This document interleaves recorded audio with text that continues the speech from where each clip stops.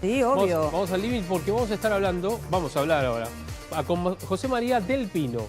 José María es colega nuestro, es chileno, es periodista internacional y está allí para hablar justamente con él a propósito de lo que le ha ocurrido en este contagio que ha tenido, lamentablemente, de coronavirus, de COVID-19.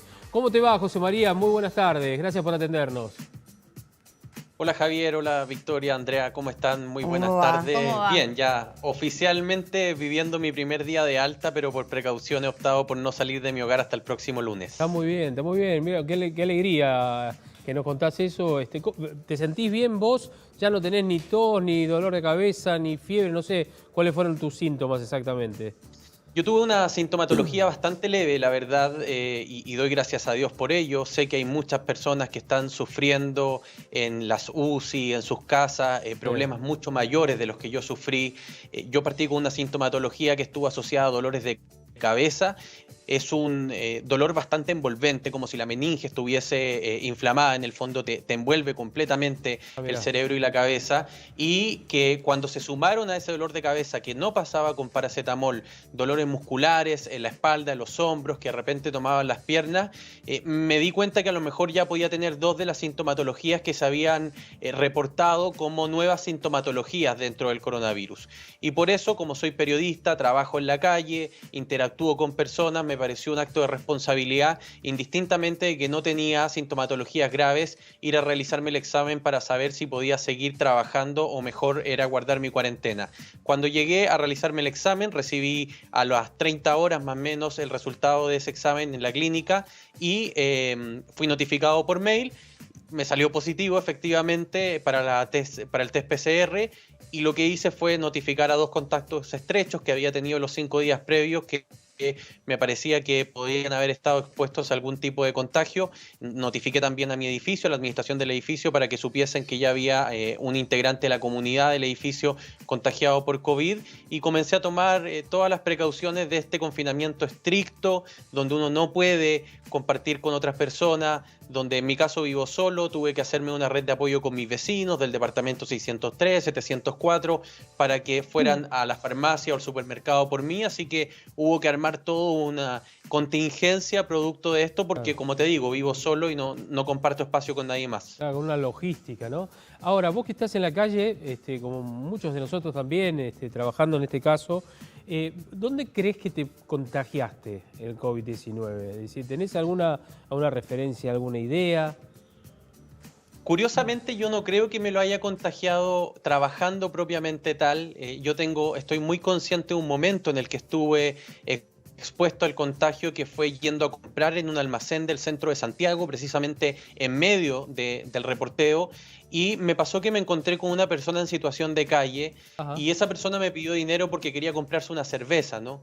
Y yo me di cuenta que estaba sin el barbijo y en un momento le dije, mira, yo te voy a pasar $1 más o menos en plata norteamericana, pero si tú te pones una mascarilla, porque te estás exponiendo. Me da la impresión que en esa interacción eventualmente estuve más expuesto que lo que hubiese estado normalmente en otras circunstancias, aun cuando yo estaba con mi tapaboca, aun cuando yo había tomado todos los resguardos, andaba siempre con alcohol gel en el bolsillo. Tengo la sensación de que ese fue el momento en que me contagié de coronavirus. Y contanos, porque a mí me llamó mucho la atención cómo relatabas hoy con Marcelo Longobardi en la mañana, cómo fue acostarse o irse a dormir por la noche, y qué hacías inmediatamente al despertarte, porque esto es muy importante también, ¿no? Sí, me hace mucho sentido lo que dijo el alcalde Cuomo en Nueva York cuando él decía que lo peor de la bestia, refiriéndose al coronavirus, irrumpía en las noches, ¿no? Hablando un poco de la misma sintomatología que tuvo él. Efectivamente, estos síntomas que yo te decía que durante el día eran muy tranquilos, en la noche se incrementaban, incrementaba el dolor muscular, incrementaba el dolor de cabeza e incluso la primera noche puedo haber tenido fiebre nocturna. Yo simplemente desperté empapado, ya no con temperatura, pero por algo sudé durante la noche. Yo en general no suelo sudar durmiendo. Entonces empecé a acostarme con angustia, Javier, de ¿cómo voy a despertar mañana, ¿no? Si este es un virus que en la noche prevalece y que es capaz de enviar a una persona a una unidad crítica de pacientes de un día a otro, ¿cómo voy a hacerlo mañana al despertar si es que, por ejemplo, me levanto y siento que no puedo respirar bien?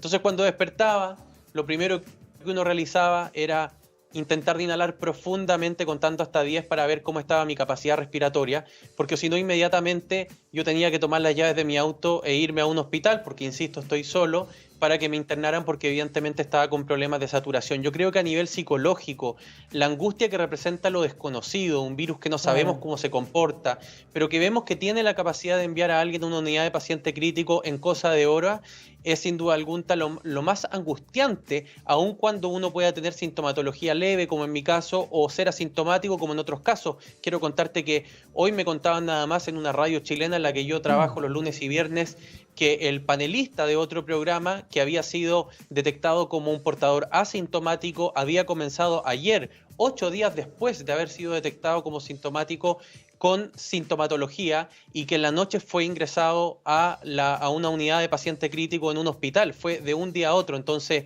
esa angustia es muy, muy difícil de llevar, porque uno sabe que si bien hasta ahora estoy sano, no sé cómo voy a amanecer mañana. Claro, eso es tremendo, ¿no? Porque ir a acostarse con esa sensación es como, claro, es como que te persigues, obviamente, ese monstruo, ¿no?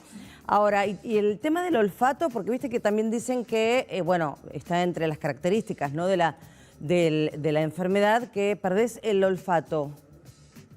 Mi mejor amiga Catalina está en este momento sin olfato y sin gusto. Ajá. No tiene ninguno de los dos sentidos. Sí. En mi caso en particular no fue una sintomatología que se presentó en mí. La pérdida de olfato y la pérdida de gusto se presenta más o menos en el 32% de la prevalencia de casos de COVID. Digamos que es tan rara esta enfermedad, sabemos tan poco de ella, que no hay ningún síntoma que esté presente en el 100% de los casos. Ahora, pero cuando vos decís que te dolían los músculos, ¿no? Era, por ejemplo, no sé, los hombros, o era un solo hombro, o el cuerpo entero, o el cuerpo entero, cansado, o las piernas, o sea, ¿cómo era el síntoma del cansancio muscular? Era muy variable, se me manifestó inmediatamente en la espalda. Quiero darte un ejemplo. Esto es como cuando uno hace actividad física y no hace el estiramiento después. Es decir, te quedan contracturas y te quedan nudos, y uno empieza a tocarse partes del cuerpo y empieza a sentir estas pelotitas de músculo en el fondo, pero yo no he hecho ninguna actividad física para estar así. En los hombros, en la espalda, en la parte baja de la espalda, en los brazos, en el cuello. Eso ha sido muy común con los amigos que se han contagiado y que tienen mi edad. Es que uno siente que el cuello se tensiona muchísimo en la parte de atrás y se genera muchísimo dolor. De hecho, si uno se toca, hay nudos en el cuello. Y eso no es nada más que sintomatología del coronavirus, porque en estricto rigor no he realizado ninguna actividad física para sentirme así. Fue eso lo que a mí me empezó a preocupar, ¿no? Porque yo también sufro dolor de cabeza. Yo vivo con bruxismo diariamente, pero yo sé que si me tomo un paracetamol se me pasa. El problema fue que yo me tomaba un paracetamol y no se me pasaba el dolor de cabeza. Claro. José, ¿y te supieron explicar los médicos por qué de noche puede ser que esta enfermedad se incremente o este virus? En general, con la prevalencia de los virus en general, en la noche, que es el momento donde el cuerpo a través del sueño intenta atacar más fuertemente al virus, no solo en el coronavirus, sino que en muchos virus se generan muchas veces las sintomatologías más graves. Eso pasa usualmente con muchas enfermedades. Lo que pasa con el coronavirus es que, como para el cuerpo es un elemento exógeno totalmente desconocido, lo que nos demuestra el virus es que, y lo voy a explicar en palabras muy de periodista y no científicas para intentar de explicárselo a las personas, es que el cuerpo sobrereacciona. Esto es como si frente a un ejército de un virus lo combatíamos con 1 millón de personas, y en nuestro paso no le damos tregua al cuello. Entonces el cuerpo sobrereacciona, se genera combate a este virus en todos los órganos, se hinchan los órganos y empieza a generarse mayor gravedad. Y lo que descubrieron en Italia, en la región de Lombardía particularmente, las universidades italianas, es que en muchos casos las fallas multisistémicas y respiratorias no se deben a neumonía como creíamos originariamente, sino que se debe a que el cuerpo en sus órganos internos se empieza a hinchar y entrega una respuesta desproporcionada al virus. Por tanto, le aplica demasiados anticuerpos y eso finalmente termina atentando contra la propia salud de uno. Por eso que de noche, que es cuando el cuerpo combate con más fuerza, pueden presentarse con más fuerza los síntomas, y que no es bueno tomarse la temperatura apenas uno despierta, porque por lo general el cuerpo tiende a despertar mejor de cómo evolucionan las próximas horas. Claro. Claro, además otra cosa, la gripe o cuando uno está engripado, siempre la temperatura, viste, dicen que empieza a subir después de las 6 de la tarde. Claro, ¿no? Que te claro. empiezan a subir y demás. Esto Sí. debe tener algún correlato justamente con este virus. ¿Sabes qué te iba a preguntar, José María? A ver, cuando tus vecinos se enteraron, o la gente conocida, acá en la Argentina ha habido, bueno, en algunos edificios, por ejemplo, carteles que le han colocado a los médicos que venían, no con la enfermedad, sino que estaban tratando. Entonces como que le decían, andate de este edificio, buscate otro lugar, no vas a contagiar a todos. Hay gente que tiene miedo de decirlo porque obviamente puede quedar estigmatizada. ¿Cómo reaccionaron ahí con vos? La verdad es que en un país de 100.000 casos como Chile, 100.000 vamos a cumplir mañana, yo me atrevo a decirlo como apuesto, hoy día estamos en poco más de 96.000. El contagio ya se ha hecho un poco más común y quizás esa cacería del personal médico que se comenzó en un principio ha ido con el tiempo pasando. Yo quiero mostrarte esto en cámara, sé que no lo van a poder leer, pero quiero expresártelo, que es el instructivo que envió la administración de mi edificio cuando yo fui diagnosticado con COVID. Y yo tengo varias críticas sobre este documento, porque si bien es un documento que contempla todas las instrucciones de la Autoridad Sanitaria de Chile, es un documento que carece, a mi juicio, de algo que es fundamental en las relaciones humanas, que es la empatía y la solidaridad. Claro. Tiene un lenguaje muy duro, comete un error legal, a mi juicio, porque identifica el piso en el que yo vivo, y en este edificio por piso somos solo 5 departamentos. Entonces no solo expone mi confidencialidad como cliente diagnosticado, sino que además expuso a mis vecinos a que ellos pudiesen recibir algún tipo de trato distinto por pertenecer a un piso donde el resto de la comunidad no sabe cuál es realmente el departamento donde estaba el contagio. Yo se lo hice ver al administrador del edificio, me pareció que no es la forma de comunicarlo, pero sí debo decir que aun cuando el documento carece de ese lenguaje empático que uno pediría, sí tiene todas las instrucciones para ver cómo entre la comunidad podemos resolver este asunto sin poner en riesgo al resto. Y se toman resguardos como la basura, las prohibiciones de ingreso o salida del departamento, las visitas reiteradas al pasillo, la desinfección del pasillo de manera más constante, el aerosol con un líquido sanitizador en la puerta de mi departamento varias veces al día, cómo deben ser los deliveries que yo reciba, cuántos minutos debo esperar yo desde que me dejan algo en la puerta hasta que abro la puerta. Eso sí está muy instruido. Me parece que desde la perspectiva sanitaria de las medidas es un buen documento, pero que aquí falló lo que nosotros esperaríamos que una pandemia como esto nos hiciese ver como sociedad y como humanos. Es decir, perdóname, José María, que ese documento habla de las precauciones, pero no dice nada, démosle una mano al del quinto C, ya que lo sabemos, al del quinto C para que pueda padecer menos esto y seamos solidarios y demás. No habla nada de eso, ¿no? Absolutamente nada. No dice, por ejemplo, que si algún vecino quiere solidarizar para hacer las compras, pueda contactarse a través de conserjería para que nos pongan en contacto.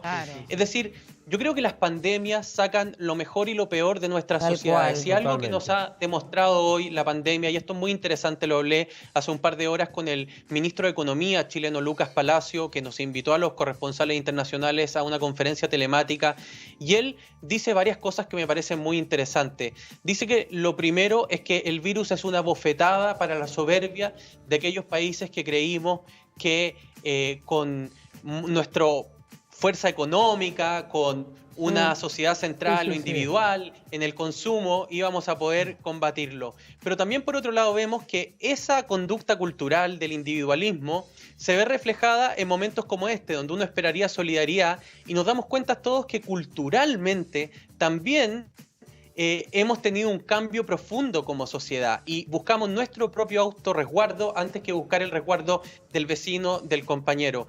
Y yo espero honestamente que el coronavirus y la posibilidad que aquellos que hemos sido contagiados con más o menos síntomas visibilicemos esta situación, nos demos cuenta que esta pandemia nos ofrece una gran oportunidad, que es volver a lo esencial, porque al final del día lo esencial que nos une son nuestras emociones, lo que nos hace seres humanos son nuestras emociones. Entonces, ¿cómo no conmoverse con el dolor de los sectores más populares que yo sé que existen en el Gran Buenos Aires o en Santiago, donde las personas están muriéndose de hambre por el confinamiento? ¿Cómo no conmoverse por lo que está ocurriendo en muchos rincones de nuestras ciudades con personas vulnerables? A mí me parece que tenemos tenemos una responsabilidad social, aquellos que vivimos en una situación de privilegio, de hacernos cargo con mucha dolencia, con mucho dolor de lo que le está ocurriendo al otro. ¿Sabés qué te iba a decir, José María? Vos avisanos si tenés que ya terminar la entrevista, porque sabemos que tenés otros compromisos. Tranquilo, y está bueno también. bloqueé hasta ahora, así que no hay problema. ¿Cómo? ¿Estás Que bien? bloqueé hasta ahora, así que no hay problema. Ah, bien, gracias. Gracias, por la verdad que me interesó mucho, nos interesó mucho tu charla y queríamos compartirla con nuestra audiencia también. ¿Qué consejos? A ver, suponete que alguien contrae el virus, ¿no? ¿Qué consejos le darías a los vecinos para ayudarlo? Porque hay gente que quiere ayudar pero tiene miedo a contagiarse. Es decir, de un lado de la puerta, ya sea en un edificio o en una casa, en un barrio, en una casa, ¿no es cierto? ¿Cuáles son los consejos para llevarle cosas, para traer, agarrar las cosas, qué sé yo, la bandeja, el plato, la comida, no sé? Ahí hay que hacer una distinción si estamos viviendo en el mismo espacio físico interior o vivimos en unidades distintas. Sí. Si usted vive en unidad distinta a la de su vecino, usted puede ir a hacerle las compras, basta que el vecino le mande un WhatsApp con el listado, le transfiera el dinero y usted va al supermercado, se lo envuelve en una bolsa y se lo deja en la puerta, toca el timbre y a los 2 minutos el vecino va a salir a buscar sus cosas, usted jamás va a haber ni siquiera interactuado con él. O sea, eso es muy importante, que los edificios también se preocupen de que esos enfermos con COVID, el pasillo de sus pisos, estén desinfectados constantemente para evitar que por ahí algo de virus puede haber quedado en alguna superficie. Bien. En el caso que uno viva con alguien que tiene coronavirus, es importante que se designe dentro de la familia a una persona que va a hacer las veces de enfermero. Y esa persona es la única que puede interactuar con los residuos que salgan de la pieza de la persona que está contagiada con coronavirus. Ajá. Es decir, él tiene que estar en confinamiento total en su habitación, va a recibir su bandeja con comida todos los días, ojalá con platos y utensilios desechables para que los pueda botar dentro de una bolsa y la bolsa la pueda dejar afuera de la pieza. Quien interactúe con esos residuos, le deje la bandeja o reciba la bolsa, ojalá ocupar guantes desechables, ¿no es cierto? Desinfectar bien esa zona y botar inmediatamente a la basura esos residuos que van quedando. ¿Por qué es importante a quien se elige de enfermero? Porque ojalá esa persona sea la que creemos es más saludable dentro del hogar. Si ustedes son un matrimonio, por ejemplo, de personas de 60 años y tienen 2 o 3 hijos que son más jóvenes, el enfermero lógico, mamá con mucho cariño, no es la mamá, sino que es uno de sus hermanos, porque la mamá por edad está mucho más expuesta a una posibilidad de contagio. Entonces, es importante seguir las instrucciones de cómo coexistir y eso no requiere que nos distanciemos ni nos individualicemos. Ese también es un acto de cooperación muy fraterno sin poner en riesgo nuestra propia salud. Ahora, José, ¿con qué estás medicado además del paracetamol? ¿Qué otra medicación tomás? Tengo aquí mi cardioaspirina. Esta fue una receta que me dio el médico porque también hay varios estudios de la OMS que han demostrado que el cuerpo tiende a generar trombos con las afecciones pulmonares o en algunos órganos del cuerpo a propósito del coronavirus. La cardioaspirina, que bueno, sabemos cómo funciona, ¿no? Pero que está un poco más cara en el mercado hoy en día, es lo mismo que la aspirina de niños, para que sepan. La pueden comprar por un precio mucho menor que la aspirina de niños, ¿ya? Y es importante tomarse una cada mañana, no es más que eso, es compatible con el paracetamol, no compiten, es decir, no tienes que dejar de tomar uno para tomar el otro. Por tanto, yo el paracetamol, que más bien al final los últimos días lo tuve como un SOS por si volvía a sentir algún dolor, y mi cardioaspirina, que todos los días de la mañana la tomaba. Y yo desde marzo, sabiendo que iba a estar expuesto como periodista, empecé a tomar multivitamínicos, ojalá con probióticos. Y me tomo todos los días de la mañana un multivitamínico para intentar que mi cuerpo, al menos sus defensas, estén con bastante fortaleza. Claro. Pero no más que eso, no tomar ibuprofeno, ya está demostrado que afecta la combatividad del cuerpo. No se puede. Y pero paracetamol y cardioaspirina. Perdóname, ¿te tenés que volver a hacer algún otro estudio?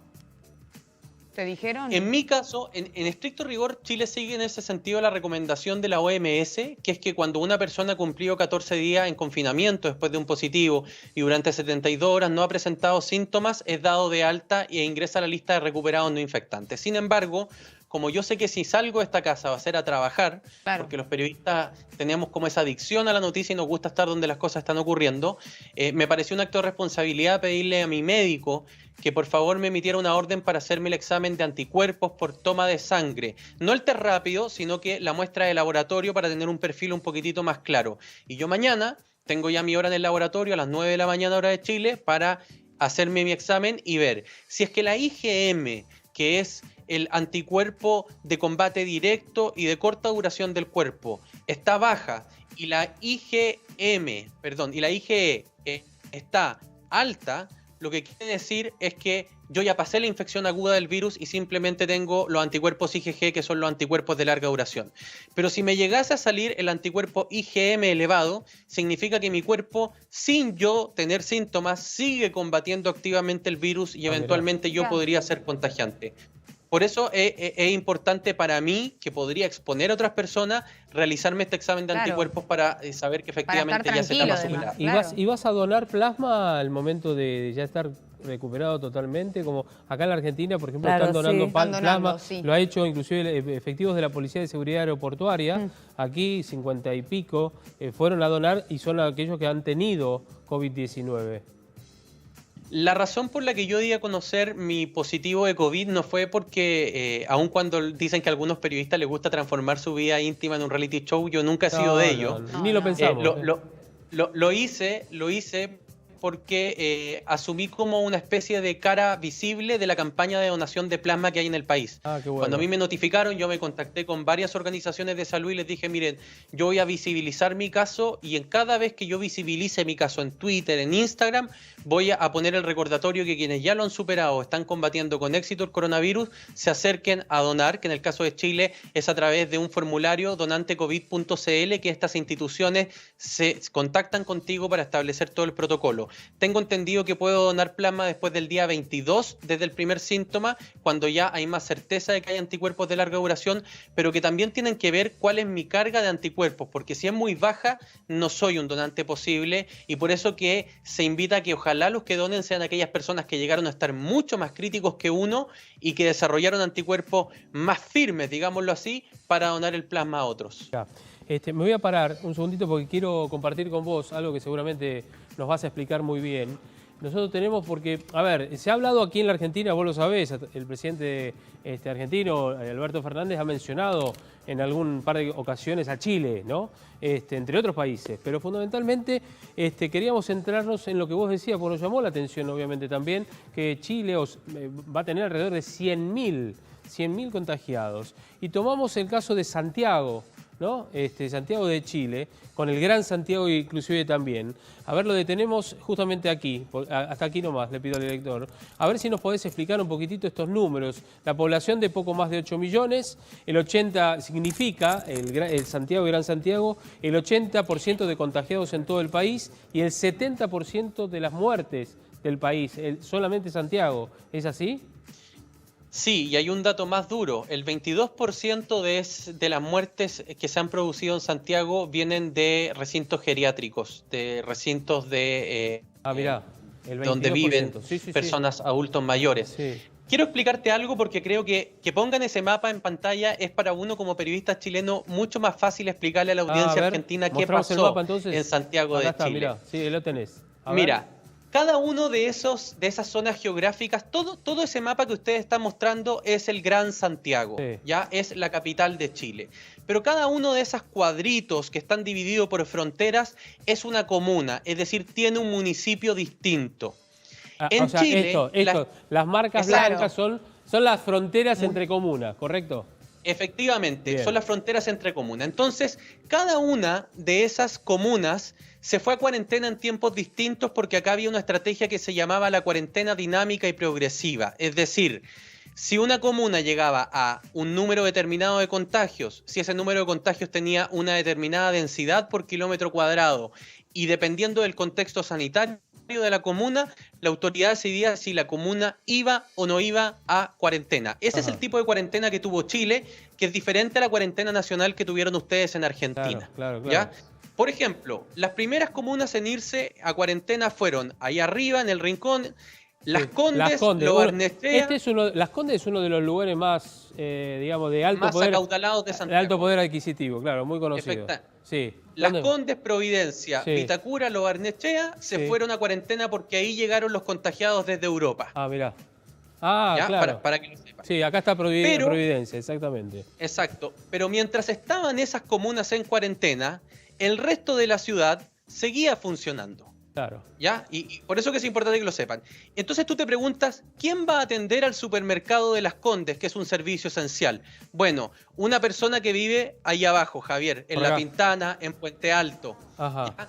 Entonces tiene que atravesar toda Claro. la ciudad para ir a trabajar. Y si se contagió, Un peligro. el virus ya llegó a La Pintana, Puente Alto, San Ramón, El Bosque. Es decir, la crítica más fuerte que se le ha realizado al gobierno es que las cuarentenas progresivas funcionaban bien en regiones, en el interior del país, donde ciudad es igual a comuna.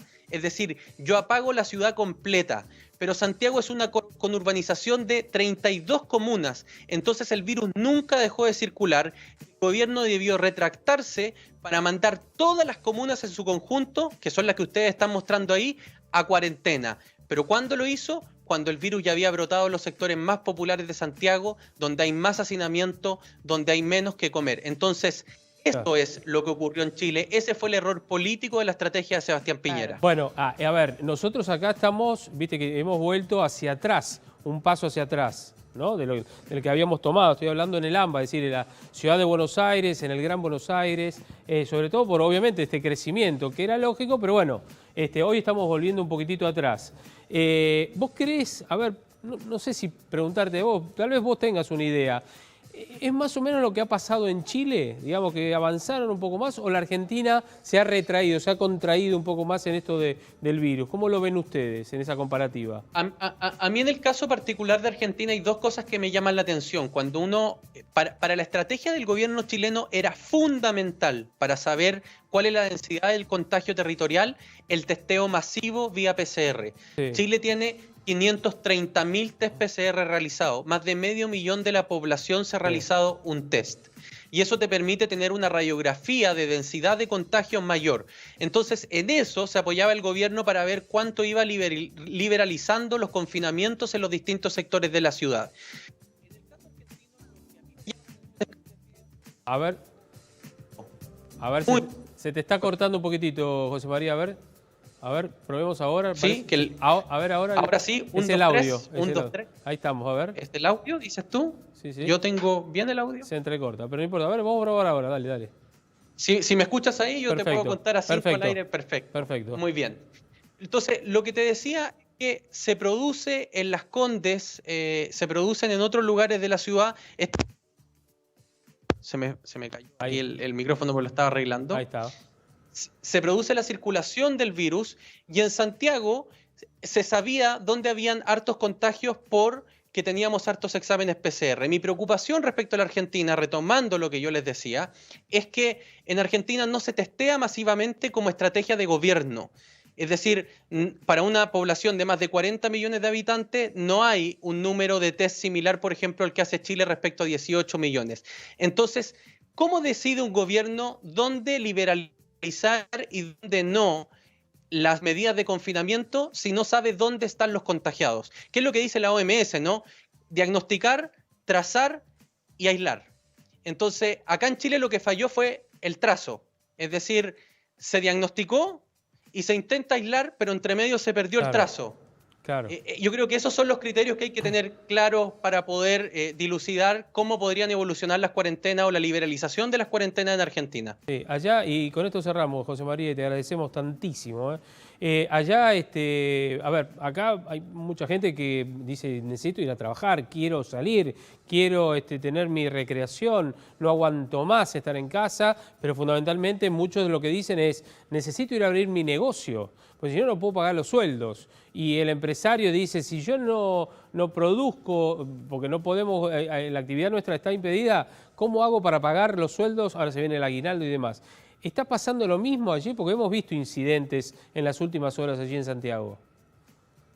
El problema en Chile está más focalizado en los sectores más vulnerables, que es donde viven los trabajadores informales. Ajá. En Chile los trabajadores formales con contrato se sujetaron al seguro de cesantía porque se inventó una figura de la suspensión laboral que les cubre sus sueldos hasta por 6 meses por el 70% del valor del sueldo y lo paga directamente el seguro de cesantía del Estado, que es administrado por una empresa privada.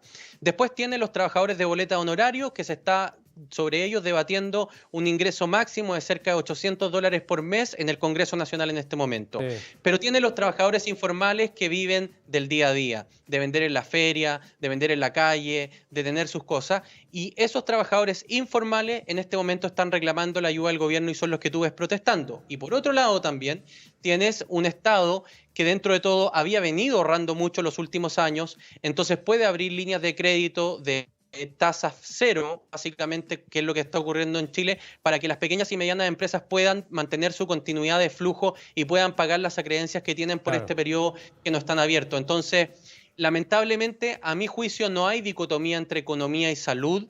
De nada nos sirve tener salud si no vamos a tener de qué vivir después, y de nada nos sirve tener una economía si al final todos nos vamos a terminar muriendo. Entonces, ese equilibrio muy complejo, me parece que Piñera fue mucho más arriesgado que Alberto Fernández en jugársela por mantener el país funcionando, y también estamos viendo en los números reflejados ese riesgo. Entonces, no me gustaría estar a mí en los zapatos de ningún gobernante que tenga que equilibrar economía y salud en este momento para, ojalá, no perjudicar a la mayor parte de la población. Es verdad porque aquí también se plantea esa cuestión, pero la situación económica argentina es totalmente diferente, o ya viene siendo totalmente diferente a la economía chilena, vos lo sabés mucho más también, a propósito de la situación mucho más holgada allí en Chile que en la República Argentina, donde venimos de hace muchos años con muchas complicaciones, inflación elevadísima y demás. Bueno, lo último que te pregunto, ¿de cuánto fue la inflación del año pasado en Chile? La inflación del año pasado en Chile fue cercana a un 3% y este año la inflación se mantiene igual en un 3% a pesar del coronavirus. De hecho, se dice que por algunos meses podríamos tener procesos deflacionarios. Bueno, vos ya te puedo decir también cuál es la proyección de crecimiento este año, porque es brutal. Nosotros nos vamos a contraer un 4,5% este año y la proyección de crecimiento para el 2021 es de un 5,7% positivo. Bueno, estamos lejísimos nosotros de todo eso. Encima estamos lejísimos, ni te quiero decir la cifra para que no te amargues la tarde tampoco. Pero bueno, José María, te mandamos un abrazo enorme como colega, porque la verdad que me siento orgulloso por esta charla, pero sobre todo por el sentido de la charla, el sentido que le ponés vos a esta charla, que es justamente esto, concientizar también, a pesar de que lo que has padecido. Estamos contentos de que te hayas recuperado, vamos a hacer fuerza desde aquí también para que así sea y que nuestros colegas allí en Chile, que también la tienen complicada como todos nosotros aquí, bueno, la vayan pasando de a poquitito, porque todos salimos, en este momento, todo el mundo, y para nosotros, en Latinoamérica o Sudamérica, salimos todos juntos, si no, no vamos a salir de esta. Un abrazo grande a ti, Javier, a Andrea, a Vicky. Nosotros como medios de comunicación tenemos una responsabilidad social, no solo de informar, sino que también nuestro poder frente a la opinión pública es muy grande, y si no somos nosotros quienes empezamos en tiempos de muchos populismos y también de autoritarismo, si no somos nosotros los que empezamos a humanizar los discursos y a entender el rol que cumplimos en la democracia, no sé realmente quién pudiese combatirlo de manera más eficaz. Así que también me alegro mucho de esta conversación humana, cariñosa que hemos tenido, y espero que haya sido de ayuda para usted y para su audiencia también. Bueno, abrazo enorme, José María, y gracias, gracias por atendernos. Abrazo, buenas tardes. Que la pases bien. Bueno, ya vamos a ir a la pausa, pero simplemente quiero mencionar algo a propósito de esto, ¿no? Me voy a sentar un segundito, porque se ha producido en las últimas horas también un hecho especial en Chile. Una señora, una mujer de 112 años, sí, wow. 112 años que contrajo... bueno, va a cumplir en realidad 112, ahora yo ya le di por cumplido la edad ahora en julio. 111 años, va a cumplir 112, que contrajo coronavirus y hace unos días fue dada de alta. Ahí la tenemos, miren. Increíble. Tenía algunas dolencias, estaba internada en un geriátrico desde hace algún tiempo porque su hermana había fallecido y bueno, quedó sola. Contrajo el coronavirus y se recuperó. Por suerte, en un hecho que seguramente será estudio también de los científicos, ¿no? Totalmente. Obviamente los anticuerpos que debe tener esta señora también, ¿no? En Chile. Pero me quedo solamente con el mensaje, ya nos vamos a la pausa, el mensaje que daba José María. A ver, en esto de salimos todos o no sale nadie, o casi nadie, es una realidad, porque lo que ha contado él en su gueto, en su ámbito, que es el edificio donde vive, es importantísimo. Ser solidarios, ¿no? Exacto. Y si vos tenés un vecino que contrajo la enfermedad o que hay alguien que está aún acompañado, está bueno darle una mano.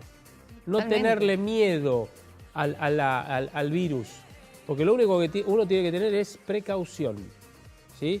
Porque esto de llenarte de alcohol todo el tiempo no te va a salvar. Te va a salvar que te cuides. Y el alcohol ayuda simplemente esto. Ahora, el otro tal vez esté más necesitado que vos si contrae esta enfermedad, ¿sí? Y con esto de la solidaridad.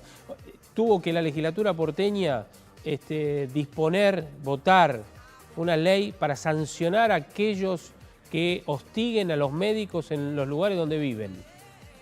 Estamos todos locos. O sea, hasta 17.000 pesos de multa si hostigan a un médico que está atendiéndonos a nosotros y se está jugando la vida. Mucho más que nosotros.